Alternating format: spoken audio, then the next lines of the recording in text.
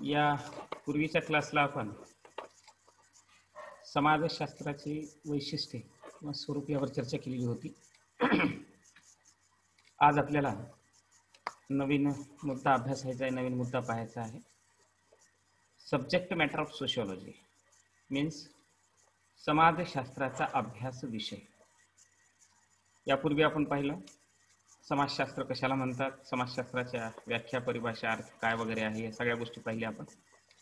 समाजशास्त्राच्या निर्मितीसाठी कारणीभूत घटक कोणते होते यावरही चर्चा केली. समाजशास्त्राचा उदय कसा झाला यावरही चर्चा केली. समाजशास्त्राचं नेमकं स्वरूप कसं आहे, त्याची वैशिष्ट्ये कोणती आहेत यावरही विस्ताराने चर्चा यापूर्वीच्या क्लासला केली. आज आपल्याला अभ्यासायचं आहे ते म्हणजे समाजशास्त्राच्या जो समाजशास्त्र हे जे शास्त्र आहे ते कोणकोणत्या घटकांचा अभ्यास करते. समाजशास्त्राचा अभ्यास विषय त्याला आपण सब्जेक्ट मॅटर ऑफ सोशिओलॉजी असेही म्हणतो. तर यावर आपण विस्ताराने चर्चा करणार आहोत. समाजशास्त्र मुळातच असं शास्त्र आहे की हे शास्त्र समाजातील घडणाऱ्या विविध घटना घडामोडींचा यथोचित, यथार्थ, यथासांग आणि वस्तुनिष्ठ दृष्टिकोनातून अभ्यास करत असते. आणि हे सर्व करत असताना यापूर्वी मी तुम्हाला चर्चा करत असताना मागच्या खालच्या क्लासमध्ये आपण चर्चा केली की समाजशास्त्राचे जे काही अभिजनवादी सिद्धांत करते होते, ज्यांनी समाजशास्त्राची मुहूर्तमेढ रोवली, ज्यांनी समाजशास्त्राच्या विकासात अतुलनीय असं योगदान दिलं, या सर्व विचारवंतांनी समाजशास्त्राला समन्वयवादी शास्त्र बनवण्यामध्ये महत्त्वाची भूमिका पार पाडली. समाजशास्त्राला सामान्य शास्त्र बनवण्यामध्ये एक महत्त्वाची भूमिका पार पाडली. या सर्व विचारवंतांचा आग्रह होता की समाजशास्त्र हे एक असं शास्त्र व्हावं की जे समाजातील घडणाऱ्या घटना घडामोडींचा यथोचित, यथासांग, यथार्थ, वस्तुनिष्ठ दृष्टिकोनातून आणि वैज्ञानिकतेला धरून शास्त्रीय पद्धतीच्या अनुसरणावर किंवा शास्त्रीय पद्धतीच्या आधारावर समाजातील सर्व घटना घडामोडींचा अभ्यास या शास्त्रात केला जावा, या शास्त्राचा अभ्यास करणाऱ्या संशोधकांच्या माध्यमातून केला जावा, असा आग्रह समाजशास्त्राच्या अभिजनवर्ती किंवा समाजशास्त्राच्या अभिजनकारी सिद्धांतकारांनी केला. आणि त्याचाच एक परिपाठ म्हणून नेमकं समाजशास्त्र हे कोणकोणत्या घटकांचा अभ्यास करतो, कोणकोणत्या वेगवेगळ्या घटकांच्या अभ्यासाला प्राधान्य समाजशास्त्रामध्ये दिलं जातं. समाजशास्त्राचा अभ्यास विषय अमूर्त जरी असला तरी हे अमूर्त असणारं शास्त्र वेगवेगळ्या समाजातील घडणाऱ्या घटना घडामोडींचा अभ्यास कशा प्रकारे करते हे पाहणं आवश्यक आहे. आणि त्यासाठी काही मुद्द्यांचा आढावा घेणं आपल्याला क्रमप्राप्त ठरतं. तर त्यात हेडिंग लिहा तुम्ही वाटल्यास तुमच्या वही पेन असेल जवळचा. समाजशास्त्राचा अभ्यास विषय हेडिंग लिहा. त्यातला पहिला मुद्दा आहे ते म्हणजे सामाजिक संबंध. समाजशास्त्र हे सामाजिक संबंधांचा अभ्यास करते. आता सामाजिक संबंध कशाला म्हणायचे या संदर्भातही चर्चा आपण याच्या पूर्वी केलेली आहे, तरी पण मी परत आणखीन आज मुद्दा निघाले आहे परत चर्चा करू आपण त्यावर. समाजशास्त्रज्ञांचं असं मत आहे, मॅकॅवर आणि पेस सारखा विचारवंत म्हणतो की सामाजिक संबंधांचा अभ्यास हाच समाजशास्त्राचा अभ्यास विषय असायला पाहिजे. आता हे सामाजिक संबंध कसे निर्माण होतात यावर चर्चा त्या दिवशी आपण केली होती की प्रथम क्रिया घडतात. सामाजिक संबंधाच्या निर्मितीची एक प्रक्रिया आहे, सामाजिक संबंधाच्या निर्मितीची एक प्रोसेस आहे. आणि ती प्रोसेस कशी आहे, सामाजिक संबंध कसे निर्माण होत असतात, तर ज्यावेळेस प्रथम एखादा व्यक्ती क्रिया करतो, क्रिया करणे म्हणजे जसं मी बोलण्याची क्रिया करत आहे, माझी ऍक्शन ही सुरू आहे. पण कुठलीही क्रिया कुठल्याही व्यक्तीला जर करायची असेल तर एखादी क्रिया करत असताना त्या क्रियेच्या साठी कारणीभूत असणारे महत्वपूर्ण असे 3 घटक असतात. यावर चर्चा केली होती पूर्वी आपण. कुठलीही क्रिया करायची असेल तर 3 घटक अत्यंत आवश्यक असतात ती क्रिया करण्यासाठी.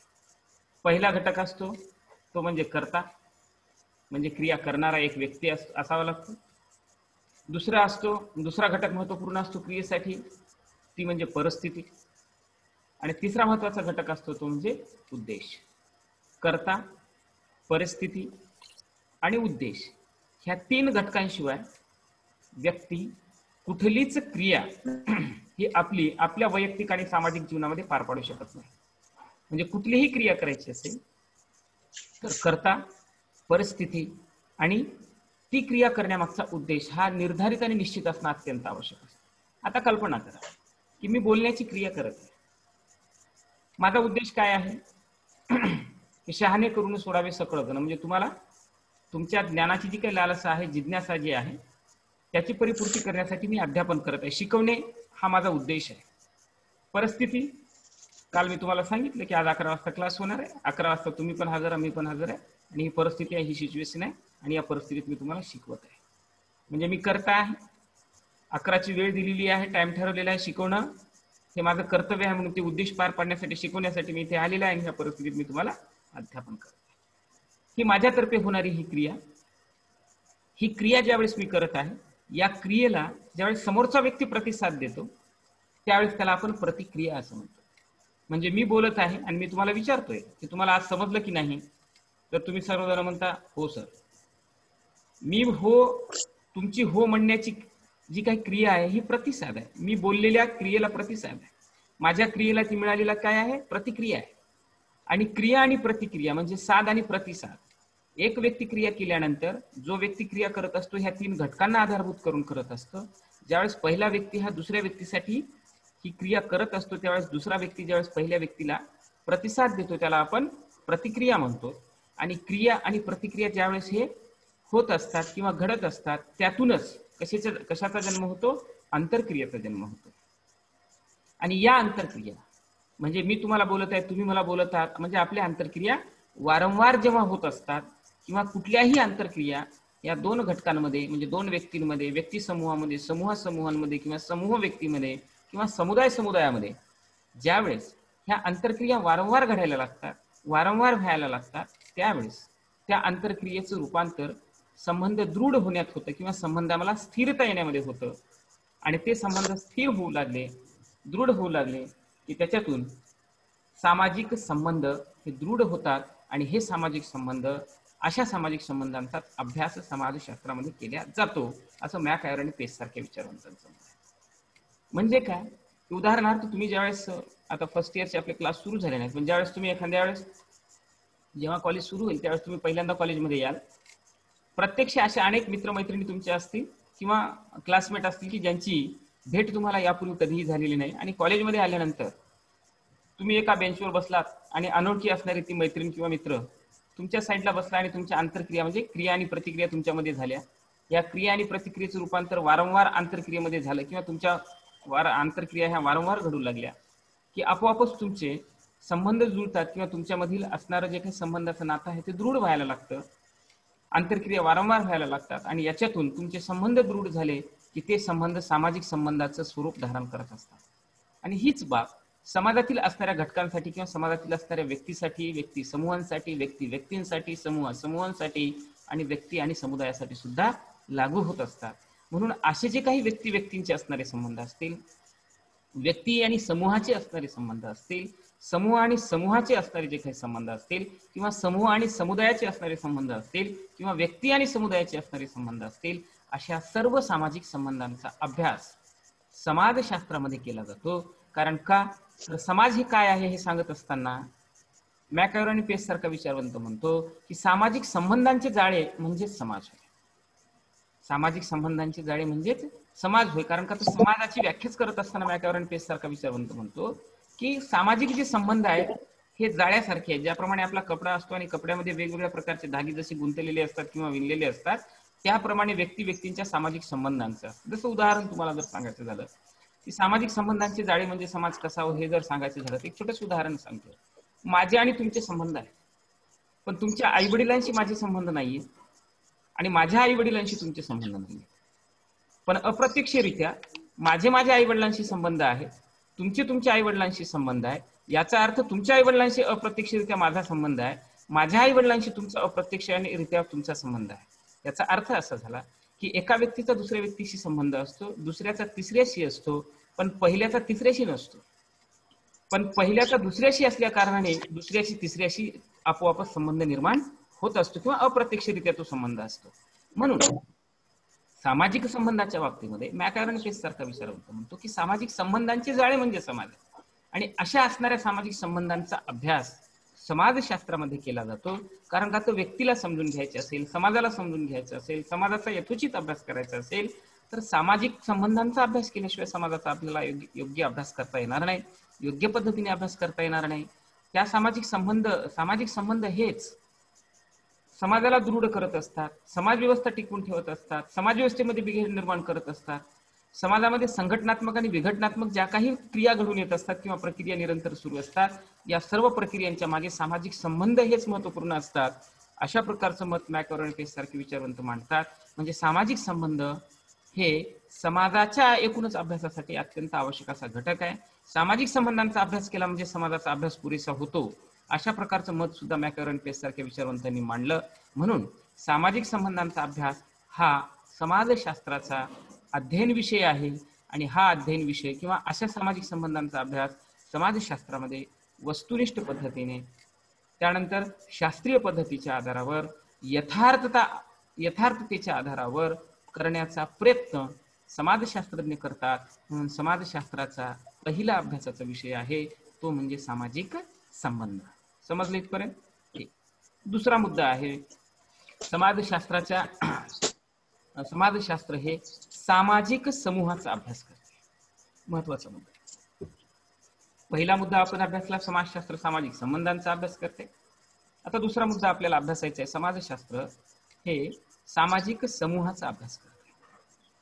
आता सामाजिक समूह कशाला म्हणायचं? साधारणपणे दैनंदिन व्यवहारात समाजातील लोकांच्या माध्यमातून उपयोगात आणल्या गेलेल्या ज्या काही संकल्पना असतात, त्या संकल्पनांपेक्षा वेगळा अर्थ समाजशास्त्रामध्ये या संकल्पनांचा अभिप्रेत आहे. आणि अभिप्रेत नुसता अभिप्रेतच नाही, तर तो अर्थ शास्त्रीय दृष्टिकोनातून वेगळ्या पद्धतीने लावलेलाही आपल्याला पाहायला मिळतो. आता समूह म्हणजे काय? तर समूहाची व्याख्या करत असताना आपण 11वी-12वीला सुद्धा शिकलेलो आहोत, तुम्ही सर्वांनी शिकला असाल. सामाजिक समूह कशाला म्हणतात? चार्ल्स कुले सारख्या विचारवंतांनी सांगितलं, जेव्हा 2 किंवा त्यापेक्षा जास्त व्यक्ती एकत्रित येतात आणि परस्परांना प्रभावित करतात, तेव्हा त्यांचा मिळून समूह तयार होत असतो. याचा अर्थ असा झाला की कुठलाही समूह तयार व्हायचा असेल तर तो समूह कोणाकोणामध्ये तयार होतो? पहिली महत्वाची गोष्ट समूहामध्ये आहे ती म्हणजे व्यक्तींमध्ये समूह तयार होतो. दुसरी महत्वाची गोष्ट म्हणजे एखादा समूह तयार करायचा असेल तर किमान 2 व्यक्तींची आवश्यकता असते. कारण का तर समूहामध्ये सुद्धा परस्परांना प्रभावित करण्यासाठी आंतरक्रिया होणं आवश्यक असतं. म्हणजे 2 व्यक्ती, पहिला महत्वाचा मुद्दा. दुसरा महत्वाचा मुद्दा की समूह हा फक्त व्यक्तींमध्ये तयार होतो. व्यक्ती आणि इतर वन्यजीव प्राण्यांमध्ये किंवा जंगली श्वापदांमध्ये समूह तयार होत नसतो.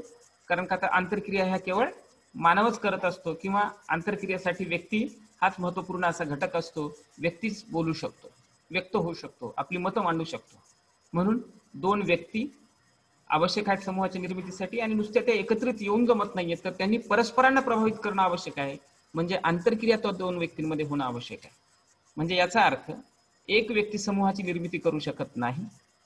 कारण का तर एक व्यक्ती जर स्वतःला, कारण का तर समूह निर्माण व्हायचा असेल तर परस्परांना प्रभावित करणं आवश्यक आहे. परस्परांना प्रभावित करायचं असेल तर आंतरक्रिया होणं आवश्यक आहे. आंतरक्रिया व्हायच्या असतील तर एक व्यक्ती एकट्याशीच आंतरक्रिया करू शकत नाही. जर एकाने एकाशीच किंवा मीच माझ्याशी बोलायला लागलो किंवा तुम्हीच तुमच्याशी बोलायला लागलात, किंवा समाजात आपण असा एखादा व्यक्ती पाहतो की तो एकटाच बडबडायला लागतो, त्याला आपण काय म्हणतो? त्याला आपण पागल म्हणतो. कारण का कुठलाही एकटा व्यक्ती हा आंतरक्रिया प्रस्थापित करू शकत नाही. कुठलाही एकटा व्यक्ती हा आंतरक्रिया करू शकत नाही. म्हणून तो क्रिया करू शकेल पण त्याला प्रतिसाद दिल्याशिवाय त्याचं रूपांतर आंतरक्रियेत होत नाही. म्हणून कुठल्याही समूहामध्ये 2 व्यक्तींची आवश्यकता असते, ते यासाठी की 2 व्यक्ती एकमेकांना प्रभावित करू शकतात. जसं मी बोलत आहे, तुम्ही प्रभावित होतात किंवा तुम्ही मला प्रतिसाद देतात, तर आपल्यामध्ये ज्या आंतरक्रिया होत आहेत तर विद्यार्थी आणि शिक्षक यांचा हा समूह आहे. कारण की इथं आपण 2 पेक्षा किती आहोत? अधिक किंवा किमान 2 जरी असलो तरी आपला समूह तयार होतो. रुयारकर, आवाज तुझा बंद कर, माईक बंद कर. रुयारकर, माईक बंद कर तुझा. तर ही जी प्रक्रिया आहे सामाजिक समूहाच्या निर्मितीची, तर सामाजिक समूह कशाला म्हणायचं? की जेव्हा 2 किंवा त्यापेक्षा अधिक व्यक्ती एकत्रित येतात, परस्परांना प्रभावित करतात, म्हणजे त्यांच्यामध्ये आंतरक्रिया होतात. आणि ह्या आंतरक्रिया वारंवार झाल्यानंतर ज्यावेळेस त्यांचे संबंध दृढ होतात तेव्हाच त्यांचा समूह तयार होतो. आता या संदर्भात कुलीने सांगितलं, व्याख्या तर केली, पण याला अधिक चांगल्या रीतीने स्पष्ट करण्यासाठी वेगवेगळ्या समाजशास्त्रज्ञांनी सुद्धा समूहाच्या संदर्भात आपली मतं मांडत असताना म्हटलं की कुठलाही समूह जर तयार व्हायचा असेल तर त्या समूहामध्ये 2 व्यक्तींची आवश्यकता असते. त्या 2 व्यक्तींमध्ये आंतरक्रिया होण्याची आवश्यकता असते. केवळ आंतरक्रिया होऊन चालत नाही, तर त्या आंतरक्रिया वारंवार होण्याची आवश्यकता असते. केवळ त्या आंतरक्रिया वारंवार होऊन चालत नाही, तर या आंतरक्रियेचं रूपांतर त्यांचे संबंध दृढ होण्यामध्ये आवश्यक असतं. आणि जेव्हा हे संबंध दृढ होतात तेव्हा त्यांचा मिळून काय तयार होत असतो? समूह तयार होत असतो. उदाहरण मी तुम्हाला एखादं सांगतो. फुलेंनी वेगवेगळ्या समूहांची संकल्पना सुद्धा मांडलेली आहे. त्यांच्या प्रकारावर ही चर्चा आपण पुढच्या प्रकरणांमध्ये डिटेल्समध्ये करणार आहोत. समूह कशाला म्हणायचं? कॉलेज सुरू झाल्यानंतर तुम्ही खेड्यांवरून तुमच्या गावावरून महाविद्यालयामध्ये येण्यासाठी बसमध्ये याल आणि ज्यावेळेस एसटीने तुम्ही इथे महाविद्यालयात याल, तुम्ही एका सीटवर बसल्यानंतर तुमच्या आजूबाजूला किंवा तुमच्या बाजूला साईडला त्याच सीटवर एखादा दुसरा अनोळखी व्यक्ती येऊन बसला. त्यांनी तुमच्याशी गप्पा केल्या म्हणजे आंतरक्रिया केल्या. तुम्ही दोघं जण तिथे एकत्रित झालात म्हणजे दोन व्यक्तींची आवश्यकता जी समूहाच्या निर्मितीसाठी आहे तीही तिथे तयार झाली असं आपण समजू. तुमच्या दोघांमध्ये आंतरक्रिया झाल्या म्हणजे तुमचा संवाद झाला असंही आपण समजू. आणि ह्या आंतरक्रिया वरोरा येईपर्यंत झाल्या आणि वरोऱ्याला येत असताना रत्नमाला चौकामध्ये तो व्यक्ती उतरून गेला जो अनोळखी होता आणि तुम्ही बस स्टँडला आलात आणि त्याची नंतर त्या व्यक्तीचा तुमच्याशी कधीही नंतर संपर्क झाला नाही, भेट झाला नाही, नंतर कधीही तुमच्याशी आंतरक्रिया केल्या नाही. तर त्या व्यक्तींमध्ये आणि तुमच्यामध्ये जो संवाद झाला, तुम्ही जेव्हापर्यंत बसून गाडीमध्ये एकत्रित आलात जेवढ्या वेळापर्यंत, तर त्या आंतरक्रियाही तिथे झाल्या. तुम्ही दोघं एकत्रित आलोत, एकमेकांना आंतरक्रिया केल्या. तर मग अशा असणाऱ्या आंतरक्रियांच्या माध्यमातून तुम्ही परस्परांना प्रभावितही केलं तेवढ्या वेळासाठी. मग अशा असणाऱ्या आंतरक्रियांच्या माध्यमातून सामाजिक समूहाची निर्मिती होईल असं तुम्हाला म्हणता येईल का? असं आपल्याला म्हणता येईल का की सामाजिक संबंध निर्माण झाले आणि सामाजिक समूह निर्माण झाला? तर नाही. समाजशास्त्रज्ञांचं असं मत आहे की केवळ एखादा अनोळखी व्यक्ती प्रत्यक्षरित्या आपल्याला एखाद्या वेळेस भेटला आणि त्याची नंतर आपल्याला भेट नाही झाली आणि त्याच्याशी आपल्या आंतरक्रिया वारंवार नाही झाल्या, तर त्याचा आणि तुमचा मिळून समूह तयार होत नाही. म्हणजे याचा अर्थ काय झाला की कुठलाही सामाजिक समूह निर्माण व्हायचा असेल, सामाजिक समूह तयार व्हायचा असेल, तर त्या सामाजिक समूहाच्या निर्मितीमध्ये दोन व्यक्ती आणि आंतरक्रिया हाच घटक महत्वपूर्ण आहे. तर सर्वाधिक महत्वपूर्ण घटक कोणता आहे की त्या आंतरक्रिया पुन्हा सुद्धा वारंवार झाल्या पाहिजे. आणि निव्वळ वारंवार ह्या आंतरक्रिया होऊन चालत नाही, तर तुमचे संबंध कसे झाले पाहिजे? दृढ झाले पाहिजे. तेव्हाच सामाजिक समूहाची काय होत असते? निर्मिती होते आणि त्याला समाजशास्त्रामध्ये सामाजिक समूह म्हणतात. तर अशा समाजामध्ये स्थित असणाऱ्या सामाजिक समूहांचा, वेगवेगळ्या सामाजिक समूहांचा अभ्यास समाजशास्त्र करत असते. आता फुले सारख्या विचारवंतांनी सांगितलं की सामाजिक समूह कसे असतात, तर त्यांनी सांगितलं की प्राथमिक सामाजिक समूह आहे, प्राथमिक समूह आहे, द्वितीयक समूह आहे, संदर्भ समूह आहे, असंघटित समूह आहेत, संघटित समूह आहेत, असे वेगवेगळे सामाजिक समूह आहेत. तर ह्या सामाजिक समूहांच्या संदर्भामध्ये समाजशास्त्रज्ञांनी वेगवेगळ्या व्याख्या केल्या. तर फुले सारखा विचारवंत म्हणतो की प्राथमिक समूह म्हणजे काय की ज्या समूहातील सदस्यांची संख्या ही 25च्या आत असते आणि सर्व सदस्यांचे संबंध कसे असतात? अत्यंत जिव्हाळ्याचे, प्रेमाचे, आपुलकीचे असतात आणि समोरासमोरचे असतात. म्हणजे रोज एकमेकांचं ज्यांना तोंड बघावं लागतं अशा असणाऱ्या लोकांचा, आत्मीयतेचे ज्यांचे संबंध असतात अशा असणाऱ्या लोकांचा जो समूह असतो त्याला त्यांनी प्राथमिक समूह असं म्हटलं. आणि उदाहरण देत असताना सांगितलं की कुटुंब हे प्राथमिक समूहाचं उदाहरण आहे. म्हणजे आपण आपल्या कुटुंबामध्ये राहतो, आपण आपल्या कुटुंबामध्ये वावरतो, तर आपल्या कुटुंबातील असणाऱ्या सदस्यांचे संबंध कसे असतात? जिव्हाळ्याचे असतात, आत्मीयतेचे असतात, आपुलकीचे असतात, प्रेमाचे असतात, स्नेहाचे असतात, मायेचे असतात, ममतेचे असतात. म्हणजे एकमेकांशिवाय आपण आपल्या कुटुंबातले जे सदस्य आहेत, आई असेल, वडील असेल, भाऊ असेल, बहीण असेल, आजोबा असतील, आजी असेल, काका काकू जे कोणी असतील, ह्या आपल्या सगळ्यांचे संबंध कसे असतात? आपुलकीचे असतात, आत्मीयतेचे असतात. कारण का तर एकाला जर दुःख झालं तर अख्खं कुटुंब दुःखात येतं.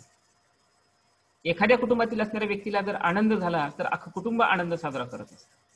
म्हणजे हे कशामुळे होतं? तर आपले संबंध आपल्या कुटुंबातील सदस्यांशी प्रेमाचे, स्नेहाचे आणि जिव्हाळ्याचे असतात. आणि हे संबंध कसे असतात? पुढे सांगताना फुलेसारखा विचारवंत काय म्हणतो की समोरासमोरचे असतात. रोज आपल्या घरच्यांशी संबंध येत असतो आणि तो संबंध आपला निकटचा असतो आणि समोरासमोरचा असतो. आणि ह्याच्याही पुढे जाऊन तो म्हणतो की हे सगळे संबंध कसे असतात? तर अनौपचारिक असतात. जसं तुमचा आणि माझा संबंध हा औपचारिक आहे. मला पगार मिळतो शिकवण्यासाठी म्हणून मी तुम्हाला शिकवतो आणि तुम्ही विद्यार्थी BA फर्स्ट इयरला आमच्या महाविद्यालयात ऍडमिशन घेतलात, समाजशास्त्र हा विषय तुम्ही निवडला आहे म्हणून आपले संबंध निर्माण झाले. आणि हे आपले संबंध कसे आहेत? औपचारिक आहे. औपचारिक संबंध म्हणजे कसे? कामापुरता मामा, ताकापुरती आजी. आणि अनौपचारिक संबंध म्हणजे कसे? अत्यंत जिव्हाळ्याचे, आपुलकीचे, आत्मीयतेचे, ज्या संबंधाला पैसा देऊन निर्माण केलेलं नाही. तुमचे आणि माझे संबंध हेतुपूर्वक आहे. तुमच्या आणि माझ्या संबंधामध्ये विशिष्ट प्रकारचा हेतू आहे. मला पगार मिळतोय म्हणून मी तुम्हाला शिकवतोय, तुम्हाला शिकून काहीतरी मोठं व्हायचं आहे किंवा तुमची शिकण्याची जी जिज्ञासा आहे ती पूर्ण करून घ्यायची आहे म्हणून तुम्ही शिकत आहात. म्हणजे आपले संबंध कसे आहेत? औपचारिक आहे, तात्पुरत्या स्वरूपाचे आहेत. 3 वर्ष मी तुम्हाला समाजशास्त्र शिकवणार आहे, त्यानंतर तुम्ही हे महाविद्यालय सोडून कुठेतरी दुसरीकडे शिकायला जाणार आहात, तिथे तुम्हाला नवीन शिक्षकांशी किंवा प्राध्यापकांशी संबंध येणार आहे आणि आपले संबंध संपुष्टात येणार आहे. ही बाब घरच्यांच्यासाठी लागू असते का? नसते. 10 वर्षासाठी आई वडील वेगळे आहेत आणि 15 वर्षासाठी नंतरचे दुसरे आई वडील निर्माण झाले असं होतं का? नाही. किंवा एखादी स्त्री आहे तिच्यासोबत 10 वर्ष विवाह केला आणि पुढे 10 वर्षासाठी तिचं सोडून दुसऱ्या स्त्रीसोबत विवाह केला असं होतं का? नाही. करता येतं, पण एवढं सोपं आहे का? नाही. म्हणजे प्राथमिक समूहातील असणारे संबंध अनौपचारिक असतात, ते एकमेकांशी अस्तित्व असेपर्यंत जुळलेले असतात. तर ही बाब प्राथमिक समूहाच्या संदर्भामध्ये सांगत असताना फुलेसारखा विचारवंत म्हणतो की प्राथमिक समूह अनौपचारिक लोकांचा समूह असतो, अनौपचारिक संबंधांनी बांधलेला असतो. तर दुसरं त्यांनी समूहाचं उदाहरण दिलं की दुय्यम समूह. म्हणजे प्राथमिक समूहाच्या अगदी विरोधी असणारा समूह म्हणजे दुय्यम समूह. ज्या समूहातील व्यक्तिव्यक्तींचे संबंध हे तात्पुरत्या स्वरूपाचे असतात. जसं मी तुम्हाला सांगितलं की आपले संबंध हे तात्पुरत्या स्वरूपाचे आहेत.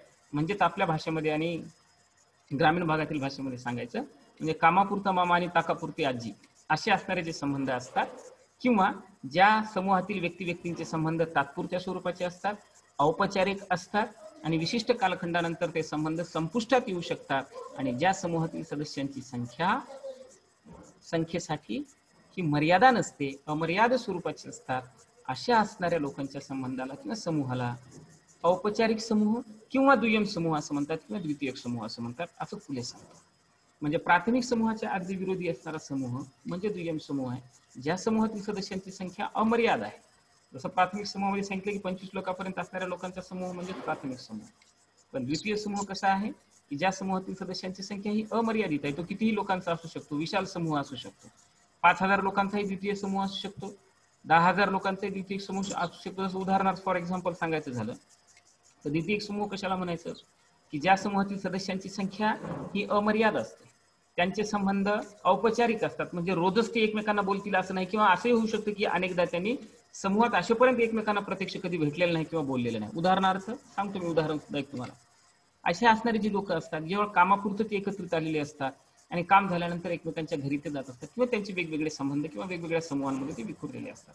अशा असणाऱ्या लोकांच्या समूहाला त्यांनी दुय्यम समूह असं म्हटलेलं आहे. उदाहरणार्थ भारतीय आर्मी किंवा भारतीय सैन्य. तुम्हाला माहिती आहे का की भारतामध्ये ऍक्टिव्ह असणारी भारताची सैन्य आहे हे 22.5 लाखाच्या आसपास आहे. आता हे इंडियन आर्मी म्हटल्यानंतर साधारणपणे 14 प्रकारचे सैन्य आपल्याकडे असतात. ITBP वेगळा आहे, इंडियन आर्मी वेगळा आहे, BSF वेगळा आहे, CRPF वेगळा आहे, म्हणजे पॅरामिलिटरी फोर्स वेगळा आहे, इंडस्ट्रियल फोर्स वेगळा आहे, वेगवेगळ्या प्रकारचे फोर्सेस आहेत, नेव्ही आहे. अशा ह्या सगळ्या फोर्सचा आपण विचार जर केला तर हे सगळा जो काही सैनिकांचा समूह आहे, या सगळ्यांना संचलित करणारा एक व्यक्ती असतो, ज्याला आपण आपल्या देशाचे राष्ट्रपती जे असतात, हे सर्व तिन्ही दलांच्या सैनिकांचे काय असतात, प्रमुख असतात. आता आपल्या राष्ट्रपतींचा ह्या 22.5 लाख असणाऱ्या सैन्यांचा प्रत्यक्ष संबंध कधी आलेला आहे का? प्रत्येक सैनिकांनी राष्ट्रपतीला कधी भेटून चर्चा किंवा संवाद साधलेला आहेत किंवा त्यांच्यामध्ये आंतरक्रिया झालेल्या आहेत का? नाहीये. मग ह्या आंतरक्रिया झाल्या नाहीत म्हणजे त्यांचा एकमेकांशी संबंध नाही, किंवा ते एका विशिष्ट समूहाला त्या समूहाचं ते प्रतिनिधित्व करत नाहीत असा आपण अर्थ लावू शकतो का? नाहीये. तर जो समूह औपचारिक संबंधाने किंवा औपचारिक संबंधाने निर्माण झालेला असतो, असा जो समूह असतो त्याला आपण दुय्यम समूह असं म्हणतो. तर या दुय्यम समूहातील सदस्यांची संख्या ही अमर्याद असते, विशाल काय असते. तर आणि येथील असणाऱ्या लोकांचे संबंध कसे असतात, औपचारिक असतात. दुसरं उदाहरण मी तुम्हाला देतो, महाविद्यालय. आपल्या महाविद्यालयामध्ये आम्ही जवळपास 20, 25, 30 लोक, 30-40 लोक काम करतो. तर हे आम्ही सगळे इथे असणारे जे लोक आहोत, एकमेकांना रोज hi, hello, good morning, good afternoon वगैरे बोलतो, करतो, संवाद साधतो. तर आमचे ह्या सगळ्यांचे असणारे संबंध कसे आहेत, औपचारिक आहेत. नोकरीच्या निमित्ताने आम्ही इथे आलेलो आहोत, नोकरीच्या निमित्ताने आमचे एकमेकांशी संबंध निर्माण झालेले आहेत. 5 तासाशी आमचे संबंध असतात, आम्ही बोलतो, बसतो, उठतो, चर्चा पाणी करतो, पण आमचे संबंध कसे आहेत, औपचारिक आहेत. आणि हे 5 तासाचा वेळ संपला की आम्ही आमच्या घरी निघून जातो, ते त्यांच्या घरी निघून जातात, आणि त्या आमचे संबंध दुसऱ्या दिवशीपर्यंत संपुष्टात आलेले असतात किंवा संवाद साधत नाही. तर हे आमचे संबंध कशामुळे आम्ही रोज इथे येतो, तर अनौपचारिक संबंध आहेत म्हणून येतो का? नाहीये, औपचारिक संबंध आहे म्हणतो. नोकरी करतो, प्रत्येक येणाऱ्याला इथं काम केल्यानंतर पगार मिळतो, शासनाच्या नियमानुसार काम करतो, शिकवण्याचं काम करतो. बाकी नॉन टीचिंगचे लोक, क्लरिकल स्टाफ जे आहे ते ऑफिसचं काम करतात, क्लास 4चे लोक जे आहेत ते कॉलेजची साफसफाई किंवा हे सगळे काम करतात. आणि हे सगळं जे काही आहे हे औपचारिक आहे. औपचारिक नियमाने किंवा औपचारिक संबंधाने आम्ही इथे एकत्रित आलेलो असतो. तर अशा असणाऱ्या लोकांचा जो समूह असतो त्याला दुय्यम समूह असं म्हणतात. असेच अनेक प्रकार चार्ल्स पुलेनी समूहाचे सांगितलेले आहेत. एक संदर्भ समूह सांगितलेला आहे, असे वेगवेगळे जे काही समूहाचे प्रकार आहेत अशा सगळ्या समूहांचा अभ्यास समाजशास्त्र करते. म्हणजे समाजशास्त्र हे प्राथमिक समूहांचा अभ्यास करतो, म्हणजे कुटुंब व्यवस्थेचा अभ्यास समाजशास्त्र करते. मित्रांचा समूह हा सुद्धा प्राथमिक समूह आहे. जसं की आपण आपले मित्र असतात तर 5-50 किंवा 100-200 मित्र असतात, त्याच्यातही तुमचे पहा जरी 100-200 मित्रांचा समूह तुमचा असला तर त्याच्यातील जवळीक असणारे किंवा ज्यांच्याशी तुमचं अतिशय जास्त घनिष्ठ जुळतं असे 2-3च मित्र असतात ज्यांना तुम्ही तुमचे जिगरी आपल्या भाषेमध्ये किंवा जिवलग मित्र म्हणतो. तर अशा असणाऱ्या मित्रांचा जो समूह असतो त्यालाही फुलेसारख्या विचारवंतांनी प्राथमिक समूह असं म्हटलेलं आहे. तर ही जी प्राथमिक समूहाची संकल्पना आहे, द्वितीयक समूहाची संकल्पना आहे, संदर्भ समूह आहे, त्यानंतर अर्धभाषी समूह आहे. तर असे वेगवेगळे जे काही समूह आहेत या सर्व सामाजिक समूहांचा अभ्यास समाजशास्त्रामध्ये केला जातो. का केला जातो किंवा कशासाठी केला जातो? कारण आता हे वेगवेगळे सामाजिक समूह समाजाला एकसंघ ठेवण्यामध्ये, समाजातील वेगवेगळ्या प्रकारच्या घटनाघडामोडी या समूहांमध्ये होत असतात. म्हणून अशा सामाजिक समूहांचा अभ्यास सुद्धा समाजशास्त्रामध्ये केला जातो. म्हणून समाजशास्त्राचा अभ्यास विषय म्हणून सामाजिक समूह हा सुद्धा महत्वाचा घटक आहे.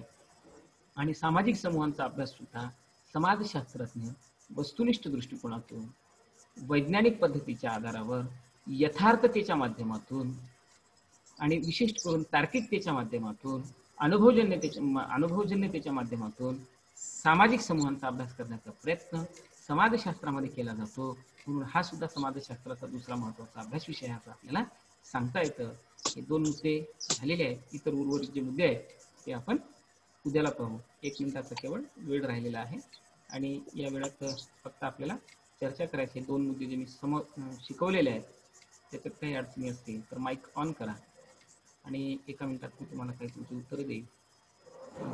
काही प्रश्न तर ग्रुपवर प्रश्न टाका. मध्ये तुमचे जे काही समजलेले नसतील या दोन्ही मुद्द्यांच्या संदर्भात ज्या काही शंका कुशंका असतील त्यांचं निरसन आणि त्यांचं समाधान ग्रुपवर सुद्धा केलं जाईल. इथपर्यंत समजलं का? सगळ्यांनी माईक ओपन करा, मला सांगा. समजलं का? हा ठीक. आज आपण थांबू आणि उद्याला पुढचा क्लास घेऊ, पुढचं कंटिन्यू. ठीक आहे.